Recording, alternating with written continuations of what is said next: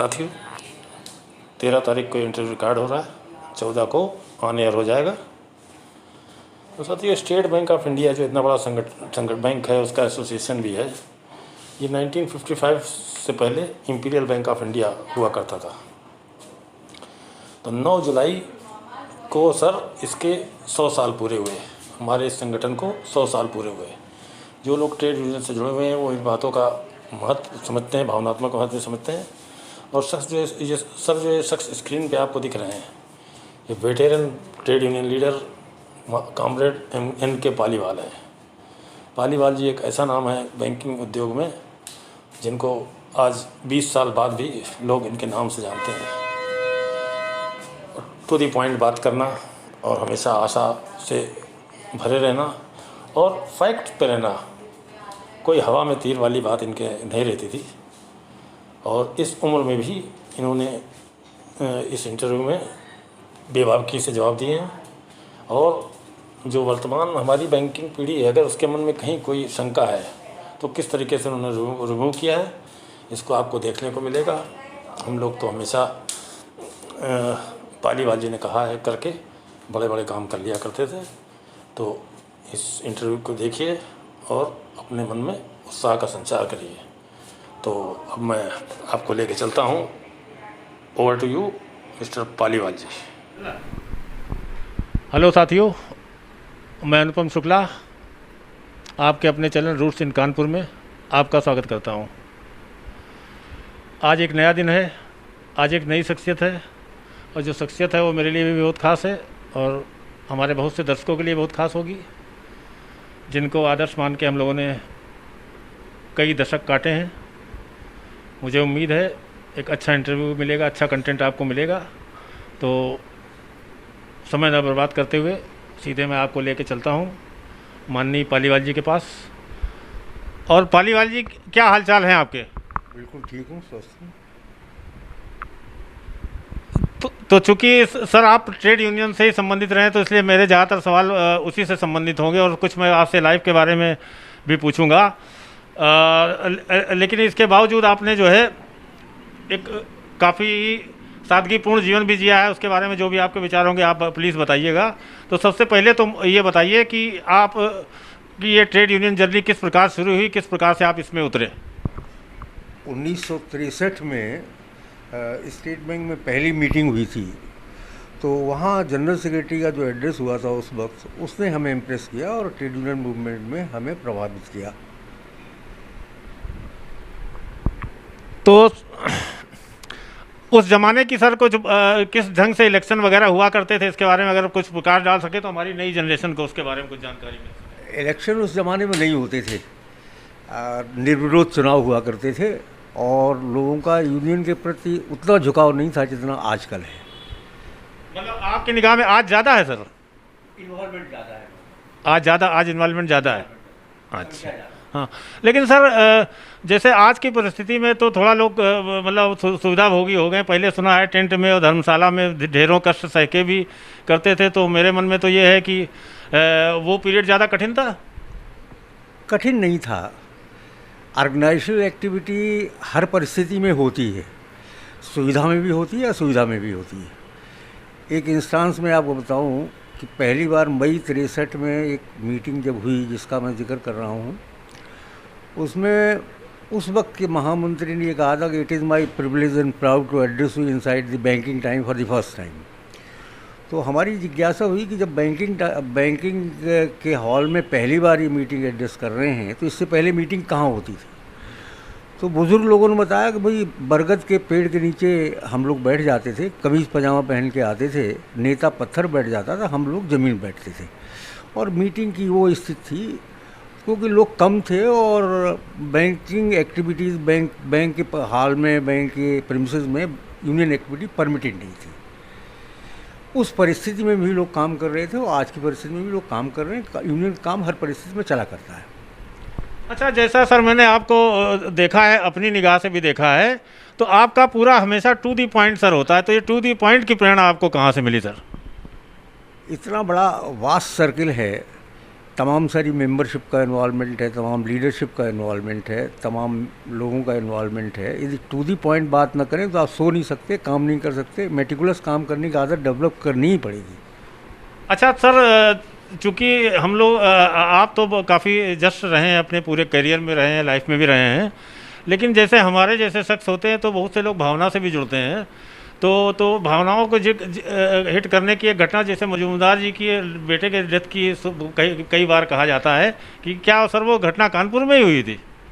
कानपुर में नहीं हुई थी। अच्छा, तो क्या घटना थी सर? कहीं भी थी? आपकी जानकारी में जरूर होगा। हमारी जानकारी में सुनने में आया था, कहीं मीटिंग हो रही थी, उनको मैसेज मिला तो वो थोड़े अपसेट ज़रूर हुए, लेकिन एक ही लड़का था इसलिए तो तकलीफ तो हुई थी। मैंने सुना उन्होंने अपना भाषण पूरा किया, फिर स्टेज से नीचे उतर के तब जो उनको मतलब कष्ट, व्यक्तिगत कष्ट तो हुआ था इस तरीके से। नहीं, वो तो मजबूरी होती है, आदमी को जो काम कर रहा है वो तो करना ही होता है, चाहे जो परिस्थितियाँ हो करना ही पड़ता है। पूरा काम करने के बाद ही आदमी जा पाता है। अच्छा सर, इसी सिलसिले में चूँकि मुझे आपसे आज 2-4 बातें करने का आपने मुझे मौका दिया, ईश्वर ने मुझे मौका दिया है, तो सर एक अजीत सेन का बहुत सुना करते हैं कि उन्होंने बैंक की नौकरी है उसमें से नौकरी छोड़ दी थी, ट्रेड यूनियन चुना था। ये इसकी घटना के बारे में कुछ प्रकाश डाल सकते हैं सर? हाँ, अजीत सेन जो हमारे बंगाल सर्कल के उस ज़माने के जनरल सेक्रेटरी हुआ करते थे, उनको अंग्रेज अफसर ने ये कहा था कि आपको 2 ऑप्शन है, या तो आप नौकरी करिए या यूनियन का काम करिए। उन्होंने कहा ठीक है, हमारा ऑप्शन यदि है तो हम यूनियन काम करना पसंद करेंगे। उन्होंने बैंक से इस तत्काल इस्तीफ़ा दे दिया था। उन्हीं के नाम पे आज state bank staff association Calcutta में जो बिल्डिंग बनी है अजीत सिंह भवन के नाम से है, उन्हीं की मेमोरी में। अच्छा सर, एक सवाल मुझे और याद आ रहा है, जैसे मैंने थोड़ा सा इतिहास पढ़ा है, 1946 में हमारे इसकी imperial bank of India staff association की पैट्रनेज पंडित जवाहरलाल नेहरू ने की थी, और सन 60 में हम लोगों ने उन्हीं के खिलाफ हड़ताल की। 21 दिन चली थी जो हड़ताल, तो इसका कुछ आपको रिमेम्बरेंस है या नहीं है? और नहीं रिमेम्बरेंस है। आप जरा रिपीट करें प्रश्न। मैं कह रहा हूँ 46 में इंडिया आज़ाद नहीं हुआ था, तो imperial bank of India staff association हमारा था। तो जो हम लोग मूवमेंट चलाते थे उसको पंडित जवाहरलाल नेहरू, जो मतलब देश में आज़ादी का आंदोलन चला रहे थे, उन्होंने उसको पैटर्नेज दिया। और सन 60 में जब वो प्राइम मिनिस्टर थे तो हम लोगों को उन्हीं के खिलाफ हड़ताल करनी पड़ी, जो 21 दिन चली सर, इंडिफिनिट थी, 21 दिन चली सर। ऐसा है, 1960 की स्ट्राइक के पीछे कारण ये था कि देसाई अवार्ड की लाइफ समाप्त होने वाली थी और चार्ट ऑफ डिमांड सबमिट किया। चार्ट ऑफ डिमांड सबमिट किया, चेयरमैन ने ये कहा कि हम आपकी मांगों को मान नहीं सकते, इसलिए कि स्टेट बैंक में खाली यदि कोई इम्प्लीमेंटेशन करते हैं तो दूसरे बैंक में उसका इम्प्लीकेशन होगा। रीजनेबल बात मानी नहीं गई थी, इसलिए उस वक्त की स्टाफ फेडरेशन को ये निर्णय लेना पड़ा कि हम इंडिपेंडेंटली स्ट्राइक करेंगे। और टेलीग्राफिक इंस्ट्रक्शंस करने के बाद 60 में मार्च 60 में बम्बई से ये इंस्ट्रक्शंस हुए थे कि ऑल ओवर इंडिया स्ट्राइक की जाए। तो ये मजबूरी थी कि स्टेट बैंक हमारी मांगों को मान नहीं रहा था और जो सेवा शर्तें थी उनको सुधार की बात नहीं कर रहा था। तो चाहे प्राइम मिनिस्टर हों चाहे फाइनेंस मिनिस्टर हों, स्टेट बैंक एम्प्लॉइज़ की मांगों को न मानने के पीछे ही स्ट्राइक का निर्णय लिया गया था और देसाई अवार्ड का बाद में कॉन्स्टिट्यूशन हुआ। सर, जब मैं आपसे मिलता हूं तो मुझे नए नए नाम, नए नए चेहरे ध्यान आते हैं, तो मुझे माफ़ करिएगा। एक चार्ल्स कुट्टू का भी जिक्र आपने मुझसे मैंने अक्सर किया है। तो चार्ल्स कुट्टू कुछ ऐसा नेता थे जो पहले जनरल फेडरेशन में थे, बाद में केवल सर्किल के रह गए थे, ऐसा भी कुछ था, आपको शायद अगर याद हो। ऐसा नहीं है, आपकी जानकारी मैं अपडेट कर दूं। चार्ल्स कुट्टू बम्बे सर्किल के जनरल सेक्रेटरी थे उस वक्त, और फेडरेशन की जो स्ट्राइक 60 की जो हुई थी, मार्च 60 की, जिसका जिक्र आपने किया है, जिसके बाद अवार्ड आया है, तो ये स्ट्राइक उन्हीं की फेडरेशन की लीडरशिप में हुई थी। और फेडरेशन की लीडरशिप में ऐसा होता है कि जनरल सेक्रेटरी मद्रास का हो सकता है, फेडरेशन का सेक्रेटरी बम्बई का हो सकता है, कलकत्ता का। 3 प्रेसिडेंसी बैंक्स उस वक्त थे, तो रोटेशन से पहले उनके पहले मद्रास के थे, उसके बाद बम्बई के थे। चार्ल्स कुट्टू की लीडरशिप में ही ये स्ट्राइक हुई थी, फेडरेशन के सेक्रेटरी थे उस वक्त 60 की स्ट्राइक। अच्छा, एक सवाल और फॉलोइंग मैं बता दूं आपको, उनकी फॉलोइंग ऐसी थी कि उनका सर्कुलर नहीं निकलता था, ऐसा हमने सुनने में आया, हम देखा भी है कि उनका चपरासी घंटा बजाता था बॉम्बे में, बम्बई में सेंट्रल ऑफिस में, और घंटा बजाने के बाद, घंटे की आवाज़ सुन के लोग बाहर निकल आते थे, स्ट्राइक हो जाती थी। हाँ, ये फॉलोइंग तो फॉलोइंग इस तरीके वेरी वेरी नाइस। से नहीं पड़ता है इस तरीके। चलिए इसको मैं हटा दूंगा। अच्छा सर, जो जैसे आज के परिप्रेक्ष्य में जब कोई सदस्य संगठन में शामिल होता है, ऑटोमेटिक शामिल हो जाता है सर, तो पहले जैसे मेंबरशिप बनवाना कोई शायद कठिन काम होता था, तो अब उसको इस समय उसको व्यक्तिगत हित देखना चाहिए कि संगठन का हित देखना चाहिए? क्या क्या सरोवर है उसके लिए? देखो, ये प्रश्न तुम्हारा पूरा नहीं। संगठन बिना व्यक्तिगत हित के चल ही नहीं सकता, व्यक्तिगत हित, और बिना सामूहिक हित के भी नहीं चल सकता। सामूहिक में आता है bonus for all, base revision for all, dearness for all. Individual interest में आता है मेडिकल बिल का हमारा पेमेंट नहीं हो रहा है, हमारी पत्नी बीमार है, हमारा ट्रांसफ़र होना चाहिए, और हमारा प्रोविडेंट फंड नहीं पे हो रहा है, या हमारा ग्रेचुटी का पेमेंट नहीं हो रहा, हम रिटायर हो रहे हैं, हमें कोई टर्मिनल बेनिफिट्स नहीं मिल रहे हैं। तो इंडिविजुअल इंटरेस्ट से भी संगठन चलता है और सामूहिक इंटरेस्ट से भी चलता है। और इसका क्लासिफिकेशन हमारी समझ से आता है कि सामूहिक इंटरेस्ट को देखते हैं नेशनल लेवल के ऑर्गेनाइजेशन, और इंडिविजुअल इंटरेस्ट को देखते हैं लोकल लेवल के ऑर्गेनाइजेशन। तो इंडिविजुअल इंटरेस्ट और सामूहिक इंटरेस्ट दोनों से ही काम चलता है, तभी संगठन चल पाते हैं। अच्छा, जैसे आपने भी, आपको खैर टच में भी रहते हैं कि जैसे 4 बजे तक की बैंकिंग हो गई, सीसीटीवी कैमरे लग गए तो थोड़ा सा वो हो गया, तो नई पीढ़ी की चुनौतियों को क्या है और वो किस तरीके से इससे ओवरकम होंगे? देखो भाई, ये मॉडर्नाइजेशन का सिस्टम बैंकिंग में डे टू डे इम्प्रूव ही होता चला जा रहा है। हमें अच्छी तरह से याद है जिस ज़माने में टेलर सिस्टम आया था, और टेलर सिस्टम में नई मशीन इंट्रोड्यूस हुई थी, तो पुराने लोग उसको इम्प्लीमेंट करने में बड़ी हेजिटेशन कर रहे थे। और धीरे धीरे जब कंप्यूटराइजेशन आया, बैंक मास्टर सिस्टम आया, उसके बाद तमाम सारी डिवाइसेस आई, अब सब लोग अपडेट हो गए उसके सिलसिले में, और सब लोगों को अच्छी जानकारी है, और लोग अच्छे खासे ट्रेंड हैं। तो मैनुअल सिस्टम जिस ज़माने में काम लोग करते थे, उस ज़माने के सिस्टम में आज के सिस्टम में ज़मीन आसमान का अंतर है। तो लोगों को जानकारी आज भी अच्छी है, उस ज़माने में भी अच्छी थी। नहीं सर, वो तो है, लेकिन जैसे डिमॉन्स्ट्रेशन वगैरह की जो हम लोग एक यूज टू थे, 2-2:30 बजे घंटी बज जा, मतलब हम लोग चले जाते थे, अब ये शाम को करना पड़ता है, तो इस तरीके का इसकी आदत लोगों की कम हो गई है। जहाँ तक एजिटेशन और संगठन और आंदोलन का सवाल है, राजनीतिक पार्टियाँ आंदोलन नहीं कर रही हैं आजकल। किसी ज़माने में आपने देखा होगा, समाजवादी पार्टी वाले आंदोलन कर रहे थे, कांग्रेस वाले कर रहे थे, भारतीय जनता वाले कर, आजकल राजनीतिक आंदोलन ही होना बंद हो गया है। तो आंदोलन की प्रक्रिया ही समाप्त हो गई, लोग जानते ही नहीं हैं। और हमारे यहाँ जब से बायलैटरिज्म आया है, बाइपार्टाइट सिस्टम आया है, तब से आंदोलन की आवश्यकता ही समाप्त हो गई। तो सर, एक सवाल मेरा ये भी है, मैंने आपसे पहले भी पूछा था कि एक बार आपके रिजीम में कोई चिट्ठी आई थी कि डिमॉन्स्ट्रेशन नहीं कर सकते हैं, तो उसके अगेंस्ट में आपने डिमॉन्स्ट्रेशन उसी समय लगा दिया था। देखो भाई, दो चीज़ें हैं। प्रबंधन यदि कहीं कोई अनरीजनेबल बात करे तो उसका रेजिस्टेंस तो चाहिए ही चाहिए। जी। हमें याद पड़ता है, ये लखनऊ की बात है, जब हम जनरल सेक्रेटरी हुए थे, तो वहाँ उस वक्त के प्रबंधन ने एक पत्र दिया था कि 36 AD के हिसाब से आप फ्यूचर में प्रदर्शन यहाँ नहीं करेंगे। तो हमने उस ज़माने के पर्सनल मैनेजर से पूछा, भाई इसके पीछे कारण क्या है, अभी कोई न प्रदर्शन हो रहा है, न कोई हेजिटेशन हो रहा है, तो इस चिट्ठी आवश्यकता क्या पड़ी? उनका हमने आपको भी दिया और सुपरवाइजिंग स्टाफ को भी दिए। तो हमने कारण आपने चिट्ठी हमें दे दी, तो हम कल ही डिमॉन्स्ट्रेशन करेंगे, आपकी चिट्ठी देने की प्रक्रिया की। तो सर, ये तो रिसेंट टाइम की बात हुई, मतलब रिसेंट नहीं, करीब 20 साल, 19 साल तो रिटायर हमें होने हो गए। 25 साल पुरानी है, 25 साल पुरानी बात हो गई, 25 साल पुरानी बात हो गई।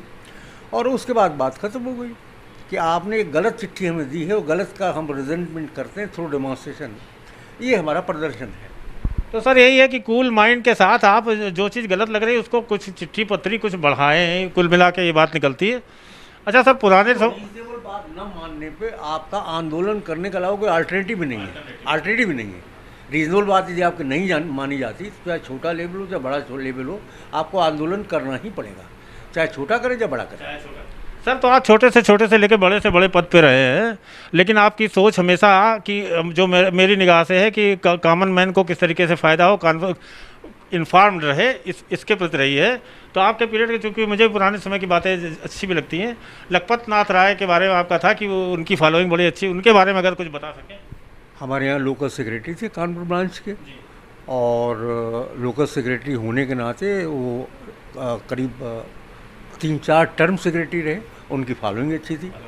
और उनके साथ साथ बात प्लस पॉइंट ये था कि चाहे रात हो, चाहे दिन हो, चाहे सवेरा हो, चाहे शाम हो, कोई आदमी उनके घर पहुंच जाता तो अटेंड ज़रूर करते थे।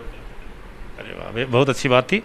अच्छा सर, ट्रेड यूनियन मूवमेंट में बहुत सी चीज़ें तो लिखी होती हैं, लेकिन जब आप लीडरशिप करते हैं या जो भी करते मतलब मूवमेंट करते हैं, तो बहुत बार कोई सर नई चीज़ भी तो आती है जो किताबों में नहीं लिखी होती, आपको अपने दिमाग से उसको करना पड़ता है। तो इन परिस्थितियों में जैसे कभी आप मान लीजिए आपके ऊपर भी कोई बैठा हुआ है, आप उनसे पूछते हैं, उसको लगता है कि नहीं, तो इन परिस्थितियों से सर किस तरीके से ओवरकम करना पड़ता था सर? इमरजेंसी का एक मैं किस्सा बताऊँ आपको। एक ब्रांच विशेष में बिंदकी में बाबू अखबार पढ़ रहा था। ब्रांच मैनेजर और बाबू दोनों ट्रेन से आते जाते थे। ब्रांच मैनेजर ने कहा कि आप अखबार नहीं पढ़ सकते। अल्टीमेटली डिस्प्यूट हुआ। डिस्प्यूट होने के बाद रेफ़र हुआ। तो हमने एजीएम से बात की कि भाई अखबार जब बैंक का अखबार है तो ब्रांच मैनेजर पढ़ सकता है और बैंक का बाबू भी पढ़ सकता है, कैशियर पढ़ सकता है, चपरासी पढ़ सकता है। तो रीजनल मैनेजर ने उस वक्त इमरजेंसी पीरियड था तो उनको साइड लेना था ब्रांच मैनेजर का। तो उनका ब्रांच मैनेजर पढ़ सकता है इसलिए उसको मार्केट की कंडीशंस के बारे में पता करना रहता है, और कैशियर को खाली रुपया गिनना, इसलिए उसको अखबार बैंक का पढ़ने की आवश्यकता नहीं है। अल्टीमेटली हम उस प्रॉब्लम को लेकर जनरल मैनेजर के पास गए कि जब बैंक का अखबार है, चपरासी पढ़ सकता है, बाबू पढ़ सकता है, कैशियर पढ़ सकता है, मैनेजर पढ़ सकता है, तो मनाही क्यों की गई? तो उस वक्त के जनरल मैनेजर ने भी कहा कि नहीं, ब्रांच मैनेजर की ड्यूटी है अखबार पढ़ने की, लेकिन कैशियर और बाबू अखबार पढ़ने की ड्यूटी नहीं, उसकी ड्यूटी बैंक के नोट गिनने की है। तो अब ये प्रॉब्लम ऐसा है, कहीं लिखी पढ़ी नहीं है और कहीं समस्या का अंत हो चाहिए। अब हमारी बात ये नहीं समझ में आ रही है कि बैंक का अखबार आ रहा है, उसको चपरासी नहीं पढ़ सकता, बाबू नहीं पढ़ सकता, ब्रांच मैनेजर पढ़ सकता है, तो डिस्क्रिमिनेशन लगा। तो हमें लगा कि डिस्क्रिमिनेशन के खिलाफ हम आवाज़ उठाएंगे, तो ये तो सब जगह बीमारी बढ़ जाएगी। तो जहाँ कहीं लिखा पढ़ी नहीं होती तो आपको रीजनेबली दिमाग से समझना पड़ेगा कि बात रीजनेबल है कि अनरीजनेबल है। सर ओपन दिमाग रखना पड़ता है। अच्छा सर, आपसे तो ऐसा है कि सुबह से शाम मैं करता रहूं तो मेरा मन नहीं भरेगा और मेरे दर्शकों को भी अच्छा लगेगा, क्योंकि मेरे इस चैनल में काफ़ी बैंक के लोग जुड़े हुए हैं। तो एक आप सब सुपर सीनियर सिटीजन की श्रेणी में आ गए, तो मेरे जैसे जो आपके मतलब अनुयायियों की श्रेणी में आते हैं, या मतलब आपके कैरेक्टर को देख के हम लोगों को प्रेरणा मिलती है, तो जैसे हम भी सर, तो हमारे जैसे लोगों को क्या संदेश देना चाहें? पहले तो ये सर प्लीज़, आप जब तक फिट रहते हैं शारीरिक रूप से, बैंक एम्प्लॉय जो आपके परिचय में हैं, परिचित हैं, जो फ्रेंड सर्कल में हैं, उनकी केयर टेकिंग पीरियडिकली करते रहिए। इसके अलावा और कुछ नहीं कर सकते आप, और न करने की आवश्यकता है। अच्छा साथियों, पालीवाल जी का जो व्यक्तित्व आप मेरे इंटरव्यू के माध्यम से देख पा रहे हैं, जो नहीं जानते हैं, बहुत से तो जानते हैं, तो इनके बारे में बता दूं कि मतलब ये हेल्थ कासर शुरू से रहे हैं, और इनका टहलने का जो अभी पिछले 15-20 साल से शुरू हुआ, इनका जो है 50-60 साल से, जब से मैंने होश संभाला तब से मैं इनको देख रहा हूँ। तो अगर ये हम आज के युवा को और पर्यावरण के लिए कोई संदेश देंगे तो वो ज़्यादा मायने रखेगा। तो इंटरव्यू को ज़्यादा लंबा ना खींचते हुए मैं पालीवाल साहब से आग्रह करूंगा कि हमारे आज के युवाओं को और पर्यावरण के लिए कोई संदेश देना चाहिए। अपने घर पे जहाँ कहीं जगह हो, कम से कम एक पेड़ लगाएं और 10-5 गमले तैयार करें। इससे पर्यावरण में बहुत बड़ा कंट्रीब्यूशन होगा, बहुत बड़ा कंट्रीब्यूशन होगा। तो सर हमारे यूथ थोड़ी एक्टिविटी अपनी कायम रखें, आलस थोड़ा कम कर दें। तो ये था हमारे सबके माननीय पालीवाल जी का इंटरव्यू। ये आपको 1-2 दिन में मिल जाएगा। तो इसी के साथ मैं अपनी बात समाप्त करता हूँ। आज मैं भी गौरवान्वित हुआ कि मुझे ये मौका मिला। हमारे चैनल को लाइक करें, सब्सक्राइब करें और बेल आइकन जरूर दबाएं। Thank you.